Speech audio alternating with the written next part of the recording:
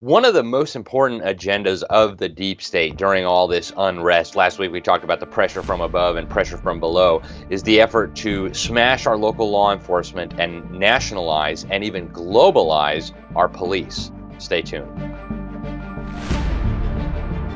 So the deep state has this crazy plan, and it involves turning our police into national cops or federal cops and even global cops. And I know that sounds crazy, so I'm going to prove it to you here. And they've been saying this for a long time. They kind of toned down the rhetoric a little bit during the Trump administration, but during the Obama administration, they all came out of the closet and told us what the agenda was. And so right now we're seeing this agenda come to the fore, right? The deep state is doing everything possible to discredit our local police with both liberals and conservatives. And with liberals, the agenda is obvious, right? They're telling them that our police are these racist goons, yahoos who are just running around randomly shooting innocent black people. Or just innocent people in general, and of course that's ludicrous. If you look at the studies, the data is very clear. Last year, in 2019, police shot a total of 9 unarmed black men and 19 unarmed white people, and that's 9 black people and 19 non-black people too many.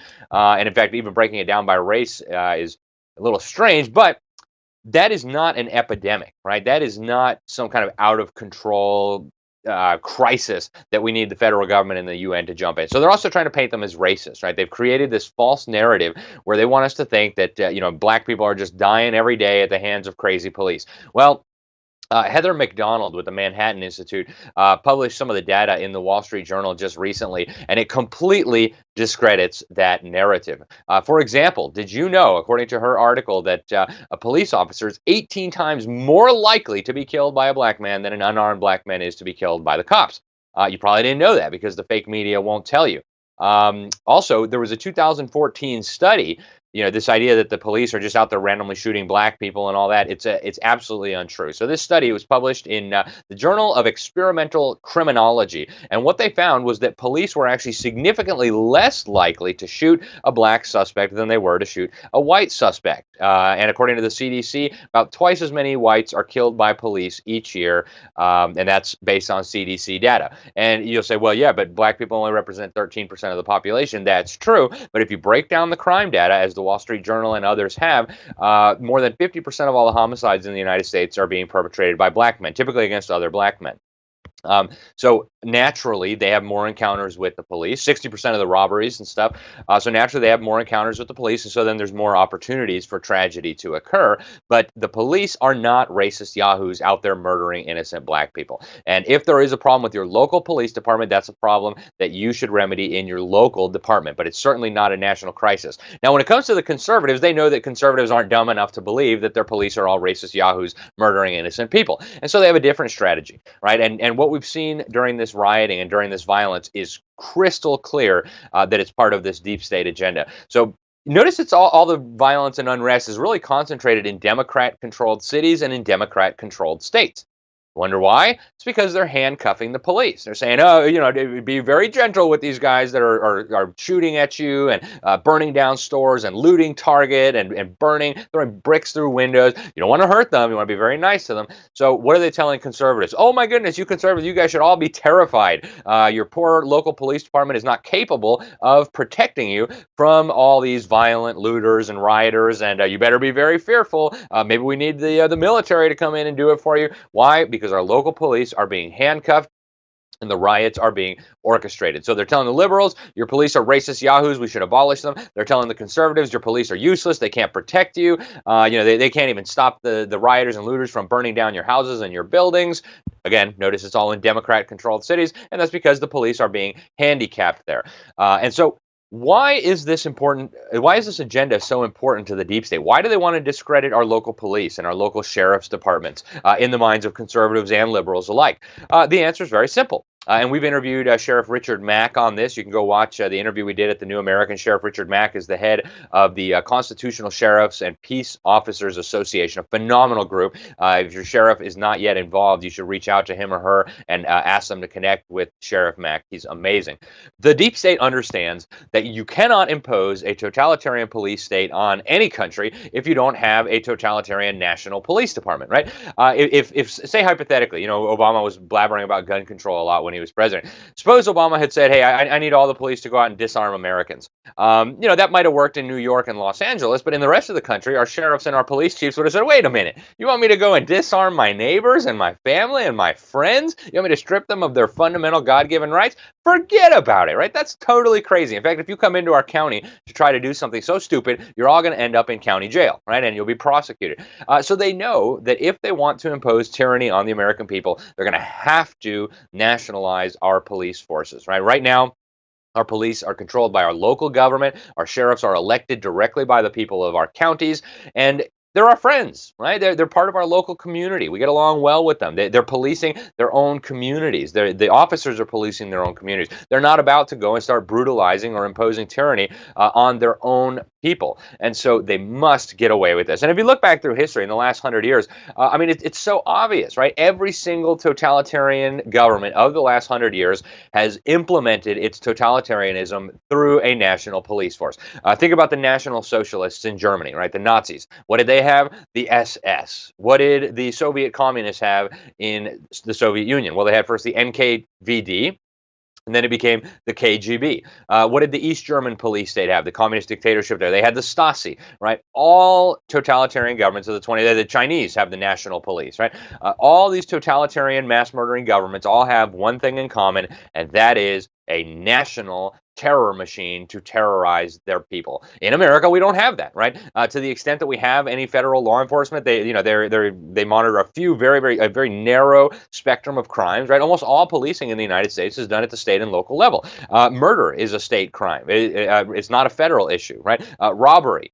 Rape, these are all state and local issues. And so our police respond to their local communities. Our sheriffs respond to the people of their county, not to Washington, D.C., and certainly not to the UN. But they're trying to change that now. So the UN has been very supportive of this, and Obama has too. So I'm just going to go through some of the developments that we've reported on in the New American Magazine so you can get a sense of how extreme this agenda is and how out in the open it has become. So in 2016, right after 12 of our heroic police officers were shot in Dallas by a Black Power activist, racist, whatever, the UN chair of the UN Working Group of Experts on People of African Descent. Fun fact, he wasn't actually of African descent, right? His name is Richard Sunga, and he's a Filipino. Why they would put a non-African in charge of the working group of experts on peoples of African descent is beyond me. I don't know. Maybe the UN is racist. Could it be? I don't know. Interestingly, the country that Mr. Sunga comes from, the Philippines, is one of the most racist countries in the world. But leaving all that aside, he put out this statement that American law enforcement is plagued by, quote, a high level of structural and institutional racism. He said that this was after the deaths of a couple of black men. Said the perpetrators need to be punished. I guess he didn't realize they were already being prosecuted. And in America, we have these things like due process protections and the presumption of innocence and a trial by jury before you're declared guilty and punished, right? So maybe they don't have that in the Philippines or whatever countries the UN represents. But in America, we have those protections, and those benefit everybody, including people targeted by the police, right? So the UN didn't say whether the officers deserved a fair investigation or a trial or any of that before the punishing. They just said we need to have punishment. Then this Sunga guy said the working group of experts on people of African descent is outraged and strongly condemns the new police killings of 2 African American men. He also had previously demanded reparations for black people. So we got to get rid of voter ID in America and all the rest of it. And it's funny that they talk about the UN as if the UN were the defender of suppressed and oppressed people groups. Plenty of the UN's member states are responsible for genocide, for massacring millions, right? Robert Mugabe, they loved the guy so much they made him a goodwill ambassador to the World Health Organization. He tried to commit genocide against the Nedebele people in Matabeleland. He literally tried to exterminate an entire ethnic group of Africans, and here's the UN lecturing America about how we need to nationalize our police force because a black man was killed. If that doesn't make you want to barf, I'm afraid you haven't been paying attention. And of course, they always forget the fact that America is literally founded on the principle that God created all men equally, right? It doesn't say all men of certain color, skin tone, nothing. America is founded on the self-evident truth, as our founder said in the Declaration of Independence, that all men are created equal. How many other countries in the world are founded on that principle? Not many. And in fact, when the American Republic was founded, none were. So, anyways, the UN hosted several global summits aimed at discrediting local law enforcement in the United States. In November of 2015, they had a special event co-sponsored by Black Lives Matter, the group founded by this whack job Alicia Garza, who said one of the reasons she was founding it was to honor Assata Shakur, the cop killing communist revolutionary, literally got sentenced to prison, convicted of murdering a New Jersey state trooper. Werner Fester, I think his name was. And then the Weather Underground, Obama's favorite terrorist group, broke her out and took her to Cuba. Other organizations supporting the meeting were the High Commissioner for Human Rights, right? We'll talk about them, and we have talked about them quite a bit. Alicia Garza, the lady who loves Castro and loves Assata Shakur, was one of the speakers. And of course, they love Cuba. It's so interesting, but they never mention that Castro and his executioner Che Guevara, who slaughtered thousands of anti-communist black people without any sort of trial, anything, they just put them up against the wall and shot them. The guy was a flaming racist. It's funny how they can like Cuba but not America, right? Then after that, the UN hosted another conference. They invited Black Lives Matter extremist Tef Poe to come, and he actually brags about how he got to testify against America and against American police at the UN Human Rights Council. Then he said, we got to slap these Ferguson pigs with war crime charges and torture charges. Then he went on Twitter and said that we got to get white people, and that he and other young, bad word removed, such as myself, are fully hell-bent on inciting riots everywhere we go. Another genius they invited to testify, another Black Lives Matter activist, Charles Wade. They flew him into Geneva. He got to testify at the UN Human Rights Council, which they actually had to reconstitute because Gaddafi, the mass-murdering African dictator, ended up in charge of it, so they had to take it apart and rebuild it. But this Charles Wade came, testified, and he later was arrested for child trafficking and for running a prostitution ring involving children. Nice people these UN finds to fly in to criticize American cops, right? You wonder what's going on. Then in 2016, a report from the George Soros Open Society Foundations was released. It was actually hacked, and they were back. And there's so much gold in this thing. You should get a copy. They were actually fully supportive of the Obama administration's recommendations on police. The president had put together a task force on 21st century policing. Naturally, one of George Soros's minions sat on the task force, and, quote, according to the report, a number of grantees, that means people on George Soros's payroll, were invited to testify about this. They recommended that they use federal bribes, they call them federal grants, to trap local police into obeying the White House on everything, right? So we'll give you grants, and then you become operatives of the federal government. Soros's people in the report complain that, the federal government only has limited authority to dictate reform at the local level. Boo-hoo. But what they said was, hey, we can trap all these local police departments by giving them federal money, and then they will become federalized police. And people were joking, hey, Obama did Common Core, right? We'll call these Obama cops, right? Like Obamacare, Obama cops. The Justice Department also touted their pilot programs where they were hijacking control over 6 big city American police departments with these consent decrees. And in the Soros report, they say, quote, we are gaining a better understanding of these efforts in order to determine how best U.S. programs from the Soros Foundation can use this moment to create a national movement, right? They wanted a national movement to nationalize our police forces. They said we got to focus on police abuse. First, we're going to create some local reform, and then we're going to see if we can leverage that into a national movement. Soros listed some groups that they were supporting that were pushing this agenda. They had a whole bunch of them. They said they're going to push the Justice Department to use its existing authority to place conditions on the funding it provides to local police departments.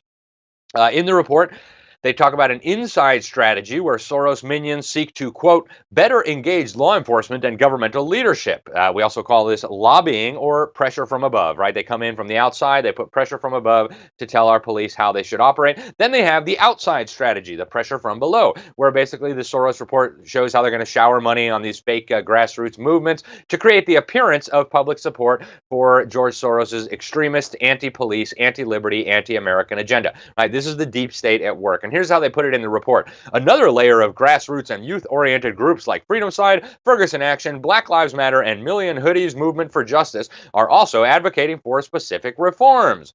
In a different Soros document, we found out that George Soros had invested $650,000 in, quote, technical assistance and support for the groups at the core of the burgeoning Black Lives Matter movement. So you wonder who trained these maniacs to burn down our cities, to attack our police officers, to riot in the streets. Now you know, straight from the horse's mouth, right out of a George Soros Foundation report. We also know from the Washington Times, they investigated the mess in Ferguson. They found out that George Soros had put more than $33 million in grants into Black Lives Matter, into the other organizations that were fueling the unrest, into the fake media that was fomenting the unrest and covering the unrest, into the fake academics that were putting out studies purporting to justify the unrest. It's a giant fraud, folks. You're being deceived. Then we had the UN Special Rapporteur, a guy from Kenya. He conducted a UN investigation of the United States, and they said that, and this is a direct quote from his president, the Civil Rights Division of the U.S. Department of Justice has provided oversight and recommendations for the improvement of police services in a number of cities with consent decrees. And then he continues, this is one of the most effective ways to reduce discrimination in law enforcement, and it needs to be beefed up and increased to cover as many of the 18,000 plus local law enforcement jurisdictions. So the UN comes out and says, hey, Obama, we agree, we love you, take over all those local police departments and do it quick, because that way everything will be nice and happy, and we'll have rainbows and unicorns floating around in all our cities, right? Then one of Obama's close confidants, radical race hustler Al Sharpton, the guy who owed like $4 million in taxes at the time, he was caught on film urging his supporters to start offing the pigs, by which he means killing cops. He was also supporting the same measures. So while he was supporting establishment efforts to encourage a race war, he said the Justice Department should, quote, take over policing in this country. Okay, this is the kind of people Obama was inviting to his White House. Then he said, but to do this, we're going to have to fight states' rights. He's right. It's unconstitutional for the federal government to take over our police, and there's a good reason our system of government was designed that way. We'll talk about it a little bit more at the end. Where to go with this, right? It's just unbelievable. So let's talk about globalizing the police for a little bit, because it's bad enough to talk about federalizing our local police and making them accountable. You think it's hard to control your local police. Now you're mad that your local police are not responsive to the demands of your local community. Now all you got to do is vote out your city council, get yourself a new mayor, and you can reform the whole police department. Can you imagine trying to ask Washington, D.C. to do something different? I mean, have you ever tried calling your congressman? Right? Unless you're a mega donor with millions of dollars funneling into all their PACs and campaigns, they don't care what you have to say. They don't even listen, right? So here's some of what the UN has been doing. So in 2014, while Ferguson was going up in flames, Ban Ki-moon, the Secretary General of the UN at the time, who he got in the habit of calling the UN the Parliament of Humanity, right?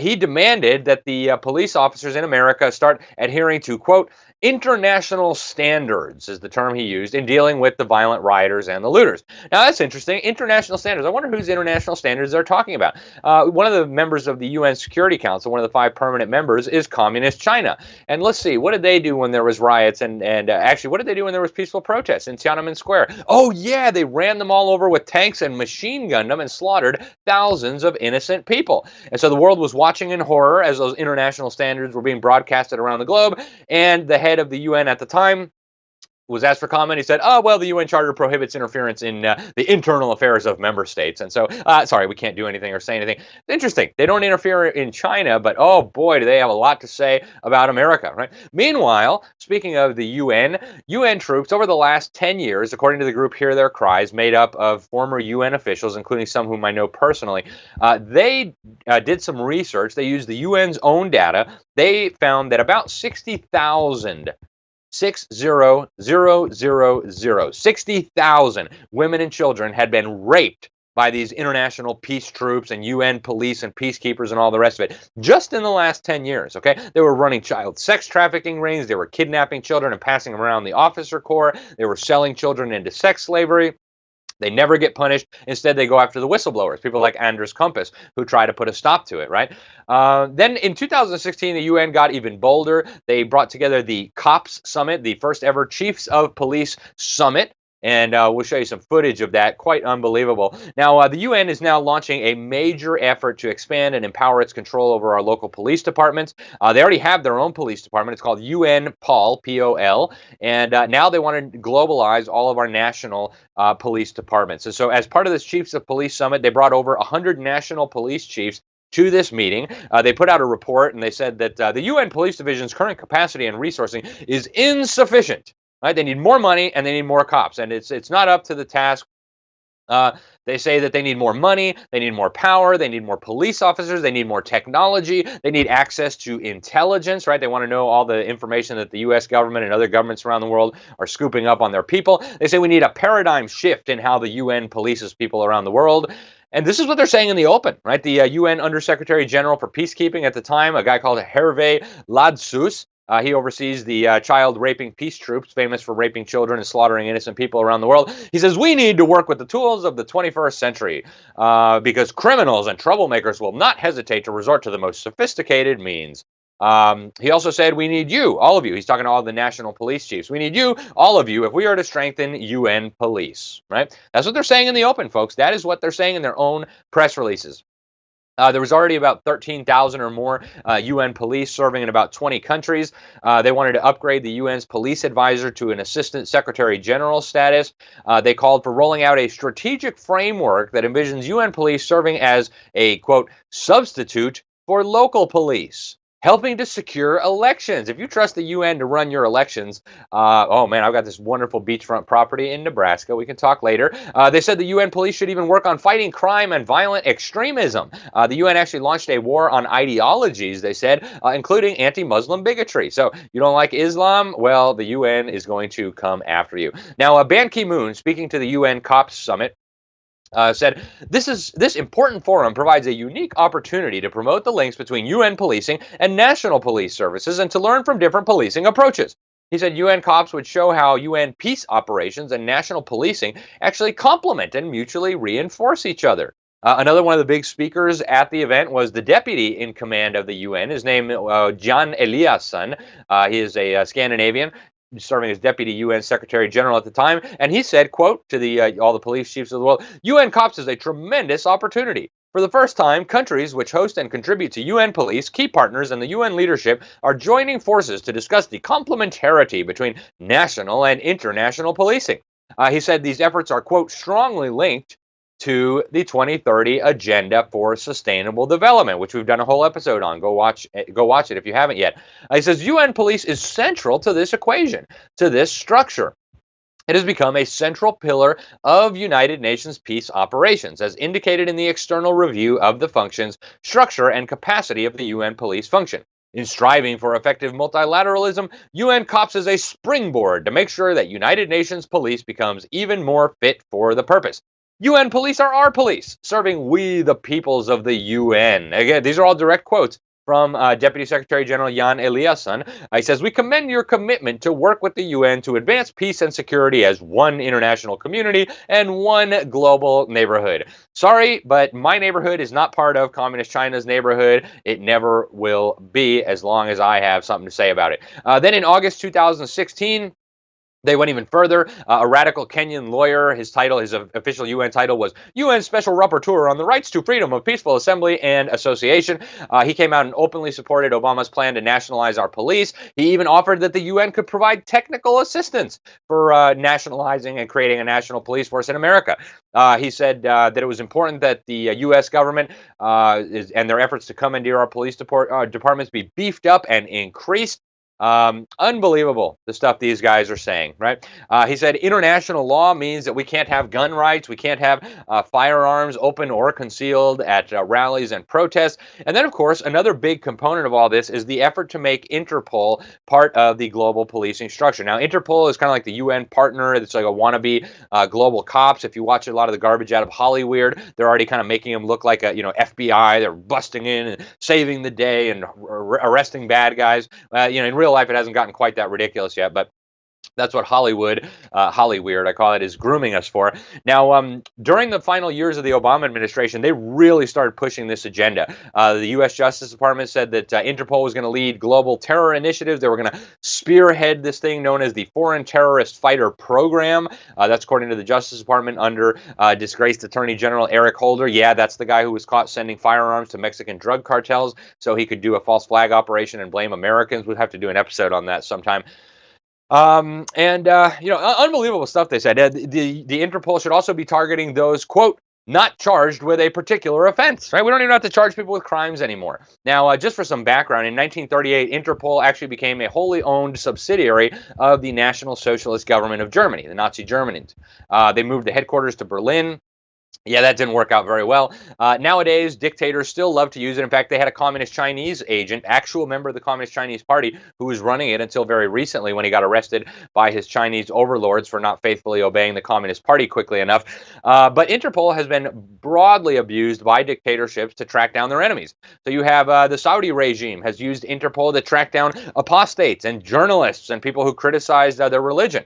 They've done it several times. Then the Muslim government of Myanmar, or excuse me, of Malaysia, also exposed the fact that the Saudis were using Interpol to demand people be arrested for criticizing their dictatorship. Now, back to the original point, right? Why is the deep state trying to create national and even global cops? Why are they trying to destroy our system of local policing? Because you can't have tyranny as long as our law enforcement, our police, are members of our community. They're loyal to the U.S. Constitution. They're loyal to the people they're supposed to protect and serve. So that is why it's more important than ever, folks, that we support our local police.